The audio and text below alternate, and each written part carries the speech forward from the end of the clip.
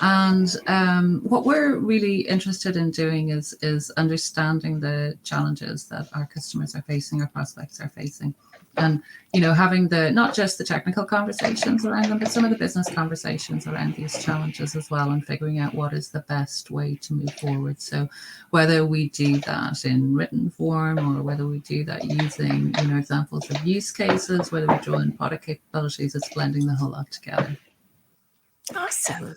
That's kind of a marketing strategy goal, right? Understanding customer pain points and how to address and solve those, right? Rick, tell us about yourself. Yeah, so my name is Rick Mallon. I'm responsible for the customer and partner engagement portfolio at Ericsson. So that includes all of our catalog products, order management, our CPQ systems, and our digital experience platform. That's awesome. Short and sweet. That's Rick, right? So let's talk a little bit about the telecom industry and where that industry is with moving BSS to cloud. What are you seeing from your vantage point in Ericsson digital BSS across your customer base? Rick, let's start with you. Well, Ericsson's been very successful in the 5G network evolution. So at last count, over 127 commercial agreements. We lead the market with this. So it gives us a unique perspective on the rollout of 5G and and how we adopt BSS to help our customers take full advantage of those new 5G network investments, to make money, to improve their revenue situation. What about you, Miriam? Do you have anything to add there?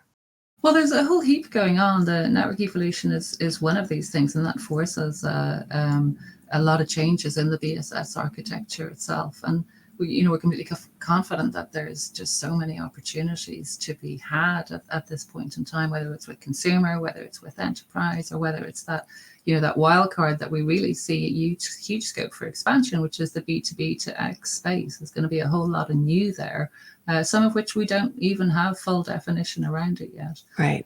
So we're seeing lots and lots of movement to cloud, both public and private. And there's no question about whether to move to cloud. It's just, the focus is how do we get the most out of it?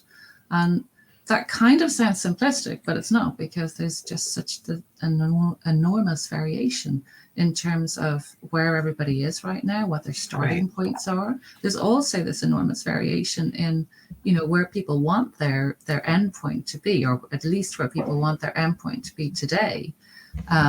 So with this big range of variation, like we've got 300 customers around the world, and those 300 customers span consumer focus, span enterprise focus. They're big, they're small, they're using, our individual BSS components that are convergent charging, mediation, billing, order care, product catalog. There's a massive variation and diversity to this group of customers. And the one thing we can say with certainty is that there's no kind of single beaten path emerging here, and there's no one size fits all when it comes to moving that BSS to cloud. Sometimes there's limitations due to regulation, sometimes due to geographical constraints like the GDPR. But what we do see is that most of our customers and most of our prospects are laden with these kind of complex and fragmented legacy systems with intricate integration, kind of connective tissue holding it all together. And all of them are looking to buy new cloud-based systems and shift their way down this journey. So this was partly why we wanted to do this report with you guys. We wanted to get an alternative perspective or an additional perspective, because we know that we're seeing a lot of different things here, and working with you has helped us gather this really, really useful snapshot of where people are at and where people are headed and what progress has been made and how happy people are at this point in time. Absolutely. And I think that, you really touched on some incredibly salient points. And I think the one common thread throughout this is that, organizations all have different nuances, different challenges, different legacy system situations, different skill sets on staff, and there's a very real dearth of of IT talent out there. And so I think that is where, figuring out the vendor partner that you want to work with makes a huge difference, because, vendor partners come into a situation with all of the expertise that they've gained from working with other customers with other challenges or similar challenges. And so I think that that's such a, figuring out the technology solution is just one part of the equation, but who is it that I can really hand in hand partner with? I think that that is such a big business decision, and one that's a really important part of the equation.